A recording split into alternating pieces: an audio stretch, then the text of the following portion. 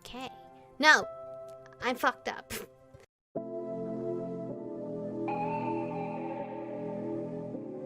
We're born in the moonlight. Ain't no fantasy. Can't breathe in the sunlight. Hello, Aromas. This is Aromie here, and welcome back to holy shit, Changeling here.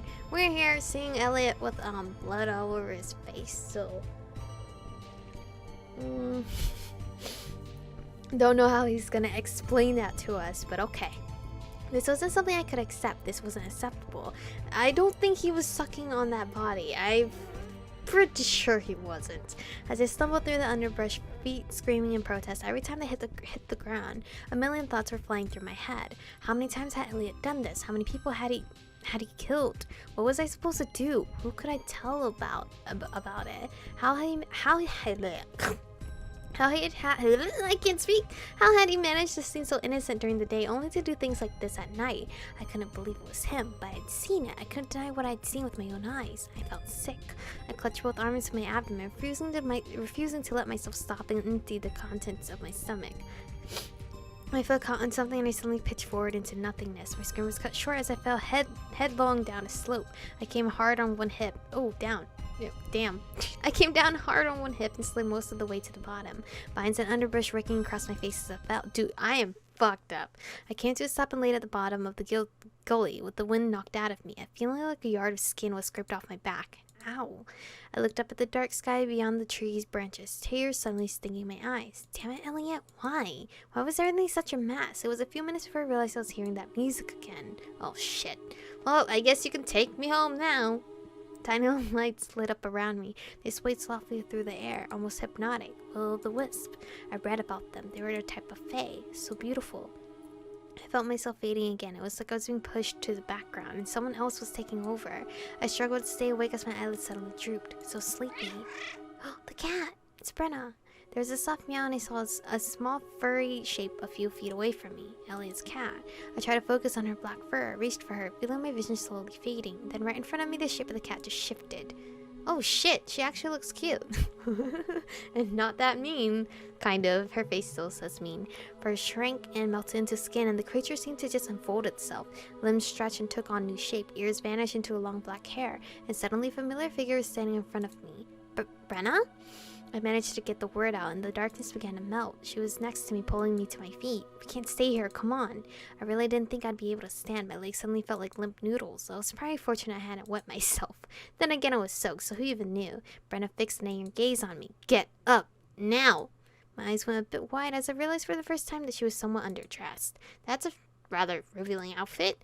Brenna crouched next to me, her eyes never leaving my face. You're troublesome, both of you. If you were going to wander around seeking a gate, this was a foolish place to look. Both. Gate? What are you talking about? She didn't answer. Instead, she yanked my hand away from my face, apparently to check the injury there. I squeezed my eyes shut, half expecting her to hit me or something as she leaned in. Instead, something wet and rough rasped against my cheek. Ew. She licked me. Oh, I rubbed my face, then immediately winced. Damn it, ow! What is it with cryptics and licking injuries? Knock it off and just clean the injury. You're covered in filth. Well, I kind of know that. She gripped my head in a distressingly powerful grasp and leaned closer, licking me again. Stop it. Just let her do it, dude. Whatever, she ain't gonna stop. She's trying to help. I quickly decided I didn't have the energy to fight the weirdness, and I didn't really want to push her away and run the risk of accidentally grabbing unfortunate body parts. I just sat still while Brenna held my face and licked me, which is all kinds of awkward, but there was something weirdly maternal about it. She wasn't being rough, really, though I didn't think she had any intent to let me escape her, ministrations. It was weird, but her tongue was raspy, exactly like a cat. I once scraped over my injury, but it didn't move away. Brenna, it kind of hurts. Don't be such a crybaby. She finally released me and sat back a bit, watching me quietly. Surprisingly, I had at least calmed down a bit. Being licked on the face by a scantily clad cat person in the woods was enough to take one's mind off of being attacked, I supposed. Suddenly something clicked, albeit a little late. Wait, you're Elliot's cat? Brenna smirked at me and leaned in really close again. It would have been awkward at the best of times, even more so at the moment. You're lucky that little fool was so interested in you, otherwise I wouldn't have bothered to help. Elliot? A thought about what I'd seen and shuddered violently. I wondered if Brenna knew. She caught me by the face again. If you're at all undecided about him, you better make up your mind before Elliot gets more attached. It's not a matter of being undecided. Brenna stood and flicked her hair over her shoulder without answering. We should leave. The pixies have fled, but there are more dangerous things that live near here. Pixies, those lights. She started away without waiting for me. I scrambled to my feet and tried to follow. Does Elliot know that you're, his cat? Brenna looked back at me and smirked. Guess that answers that. Yet another secret that had been kept from me. Tell her about the body I saw. I highly doubt Elliot attacked the body. Come on, man. There was a body back there, dead. The soul's already vacated it. It doesn't interest me. What? Sorry, if you guys hear my stomach, I'm so hungry. That's a person back there. Brenna stopped and turned around and pulled up quickly as well, and when she suddenly advanced on me. No, it's not a person, little girl. Perhaps it was, but now it's just a lump of meat. An empty sack of flesh already missing the most interesting parts. It's dead. And you will be too if you keep talking instead of walking. Alright? It wasn't that she was wrong in principle, but how could it be that easy to dismiss something like that?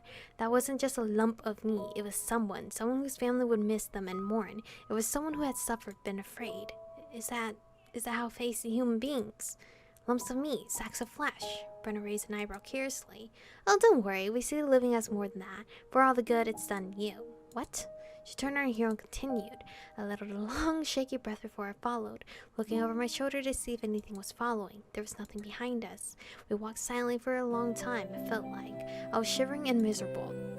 I stank horrifically. I still had the taste of bog water lodged to the back of my throat, and I was soaked. I was making a loud noise as I picked my way through the brush, but Brenna was moving almost silently. She was like a ghost. It was eerie, but seeing her ahead of me, walking with complete confidence, she did give me a little comfort. It wasn't long before I could see spots of light shining between the branches. I let out a long sigh of relief. Ahead of me, Brenna paused. She motioned me ahead of her, and I went along, picking my way cautiously over the path. I stopped a few feet past her, staring up. I could see the dark outline of my back gate. I was so relieved. Brenna, I just want to thank. When I turned around, she was nowhere to be seen, not in human form and not in cat form. I bit my lip and waited a moment to see if she'd reappear before I slowly went up the hill to the house. I wanted to go up to my room, curl up in a ball and cry, but I couldn't do that. I needed to clean myself up and decide how to handle what I had seen. I sneaked quietly across the backyard, grateful we didn't have a dog or anything. The house was dark and quiet when I let myself back in. The clock on the microwave informed me that it was after 3 in the morning. Mom and Dad were still in bed. I never realized what heavy sleepers they were before. I was probably lucky they could apparently sleep through their daughter having an ongoing existential crisis. I didn't know what I should do next. I was so tired and scared. Maybe I just need to text Allie and ask her what the next step was. I grimaced. Was I really going to turn him in? I mean, I had to, but why do I feel so conflicted over this? I trudged to my room, both exhausted and sad. I pushed the door open carefully, planning to go fall on my bed and quietly go to pieces. Hello? What are you doing here, brother? Hi. You're cute. I wish you were just a little bit, nicer to me. Sometimes. Instead, I came face to face with my brother. Well, sort of. He was sitting on my bed, his pale features standing out sharply in the faint light filtering through the curtains. We stared at each other, and in spite of the situation, I felt strangely calm. What are you doing? Where have you been? Listen here. It's a long story. I'm just gonna tell you the honest truth right now. You can believe me or not believe me. I don't give a shit at this point. I was across the room in seconds, dragging him off my bed, my already frazzled nerves snapping. I asked you, what are you doing in my room? Get off me. Oh shit, we can't be making that much noise. Come on, man. He shoved me away from him and staggered back, managing to catch myself on my desk. My journal, the one where I'd been keeping my research notes, was laying upside down on the floor. Our eyes met again. You still haven't answered my question. Then I have one for you too. Where's my real sister, Changeling? I gasped. A tremor of anxiety rippled through me. What did you say? Spencer should not have been able to read that journal. He told me he didn't remember language anymore. I asked where my sister is. Well, I mean, he's not wrong. He knows I'm not his sister. There's another female in me. Ask what he means by that? What do you mean by that? Stop acting like you don't know. I once as he practically shouted at me. Will you be quiet? Do you want mom and dad up here asking what's going on? They aren't your parents. That isn't true. He held up his phone. I saw a series of text messages displayed on the screen. Sister left the house, following now. Her hair changed, too dark for photo. Shit, lost her, sorry. She noticed me. Never seen anyone move like that. I see what you mean now. I read them over quietly. really talking about me there? What did he mean about my hair changing? I swallowed nervously. Is that supposed to convince me of anything? There's no need to convince you for something you already know. Do you even know what mom and dad would do if they knew you had someone stalking me? Do you know what they'd do if they knew you weren't even human? And if I woke them up right now, do you think they wouldn't have questions for you? Look at yourself. I didn't really have to. I've been in the bog. My clothes are wet and muddy. I reeked. I knew I'd have some explaining to do. It was the hardest thing in the world to maintain composure when what I wanted to do was to go to pieces. For all his ranting, he had no idea what I'd just been through. He thought he had it bad because his sister had secrets. I had just seen a friend murder someone.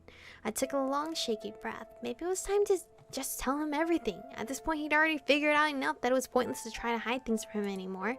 Anyway, if I didn't tell him now, Allie and I would have to sit him down as soon as possible anyway. Spencer, I think we should... No, we shouldn't do anything. I want you gone. I don't want my sister back. Would you listen to me? Nothing you can say is of interest to me. We're not gonna slap him. There's no point. I mean, yeah, he shoves and kicks us and shit. Have it your way. I'm going to ask you to leave now. If you don't want to talk to me, then just get out. I have more important things on my mind than you. I'm not. You are leaving. Or I'm going to make you leave. Don't test me, Spencer. I'm over dealing with you. You've already convinced yourself I'm the bad guy. So fine, I'm the bad guy. Now get out. Spencer strangely didn't argue with that. He backed toward the bathroom door, then retreated without another word. I stood silent for a minute, trying to decide what to do. I was shaking from, I don't know, anger, frustration, fear. I couldn't stay. I had to get out of this place and away from him, away from just everything. I needed to shower, but there wasn't time for something like that. Instead, I just stripped off my muddy clothes and shoved them under my bed. I quickly changed and pulled on my jacket. Grabbing my boots and phone, I rushed... Where the fuck am I going? I rushed downstairs as quietly as possible. I fled the house, leaving only a quickly scrawled note on the front table, claiming I'd gone out with Allie. Yeah, at 3 a.m. Spencer was right, and that was the hardest thing about all this. He was right. If my suspicions were true, then I didn't belong there, and they weren't my parents. He wasn't my brother, and I was just some sad imposter who didn't know how to get his real sister back for him at all. They were the only family I'd known, but now I felt like they weren't really mine anymore. And if I wasn't Michiko Melody, then I didn't know who I was or where I belonged. Not knowing that was the worst part of all. I squeezed my eyes shut as I ran down the street away from the house. Where the fuck am I going? I stopped out of breath when I reached the bridge. I gripped the rail with both hands and crouched down, simultaneously trying to catch my breath and hold back the sobs. I heard a quiet voice say my name and sprang to my feet, whirling around. Well, I mean, he attempted to clean up the mess on his face. Elliot was a few yards behind me, looking like he probably followed me when I fled my house. I really shouldn't be surprised, but I didn't want to see him right then. I didn't want to even think about him.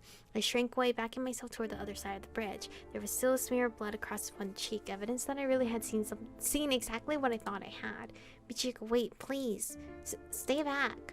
My voice quivered, and tears threatened to spill over, but I couldn't. I had to stay calm. It's not what you think. I know what it looked like.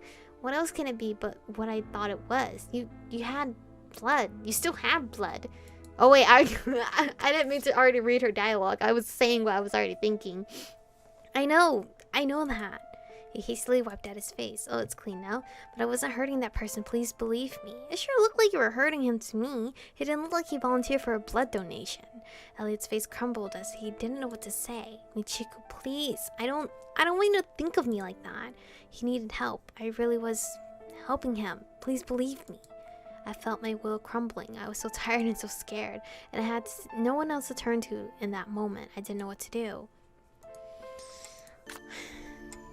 I'm gonna believe in Elliot, even though he has been very secretive to us about situations, but we're just gonna believe him, okay? I finally let out a pent-up sob and flung myself at him in relief. I just wanted so badly to believe him, and I couldn't imagine him really hurting anyone. Michiko.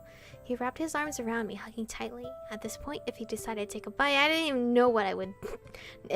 I didn't even know that I would fight him, but he didn't, of course, because it was Elliot. So I clung to him, and unable to hold back anymore, started sobbing uncontrollably. He pulled me even closer, resting his chin on the top of my head. I am very sorry that I smell, okay? Sorry. My hair was still a mess. I changed, but I still reeked of bog. His sensitive vampire nose was probably not thanking me for the intrusion into his airspace, but I wasn't thinking about that in the moment. I was just so glad to hear him say it wasn't what I thought. It could have been a lie, but I really needed to believe him. I needed it to not be a lie.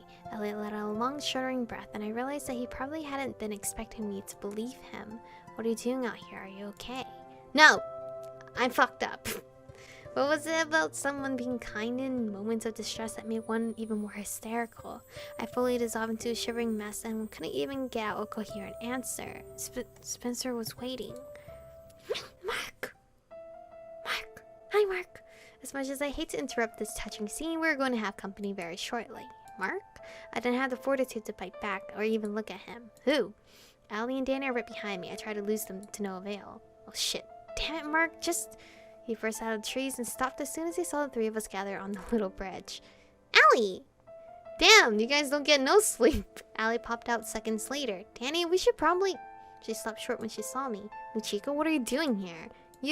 What's wrong? Please don't tell me those morons talked you into... I didn't have time to answer any of that before she was at my side with a concerned look. What happened to your face? I reached a hand absentmindedly. I'd forgotten about that scratch. I fell. Were you sleepwalking again? Is that why you were out there? Again, are you okay? Sleepwalking? What are you talking about? No one answered that. I think I need a full explanation of exactly what's going on right now.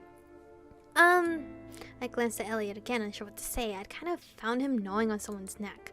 Elliot and I were searching in the bog for the killer. Michiko happened on us, and we gave her a bit of a fright. She fled. I'm not sure what happened to her from then on out. Well, Mark is so responsible. You're doing what? We just wanted to help. You were pulled off the... He stopped and took a step closer to Elliot. There's blood. I can smell it. What's going on? We found a corpse and another victim who was alive, but dying. The attacker was nearby, so we split up.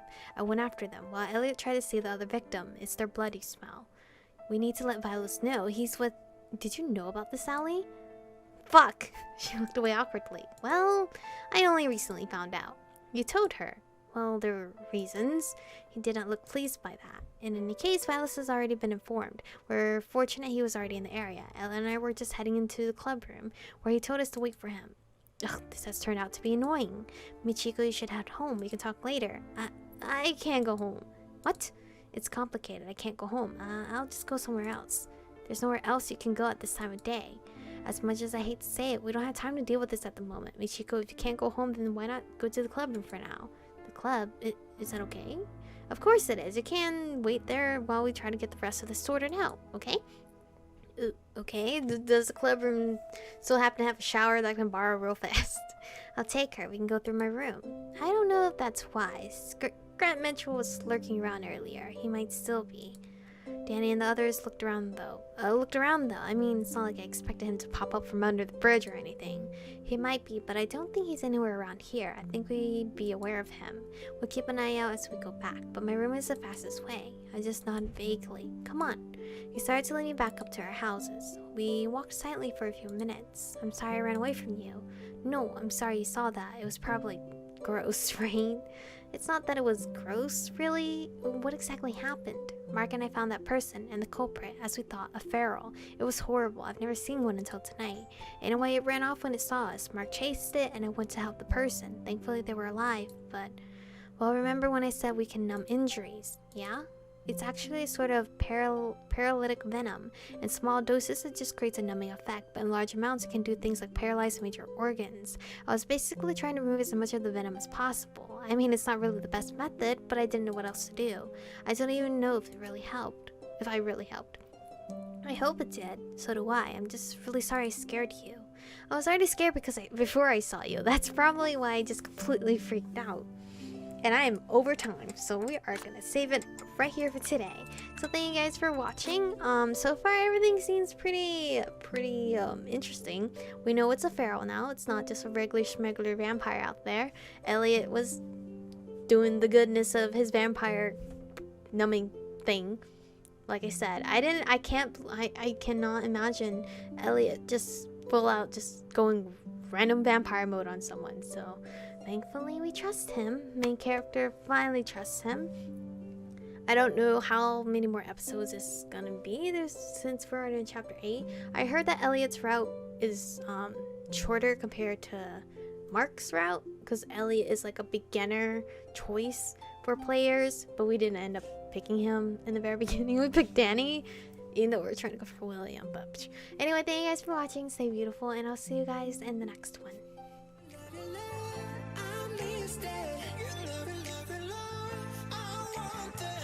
Touch it, touch it, touch it.